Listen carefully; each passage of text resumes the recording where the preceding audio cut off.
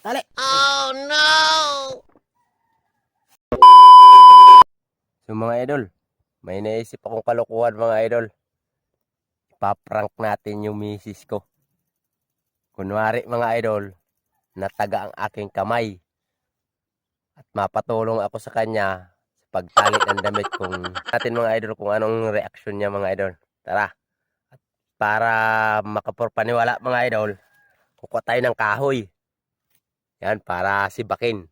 So ito nga palang gagamitin natin, ipaprank natin ganito. Sisibakin natin tong mga idol.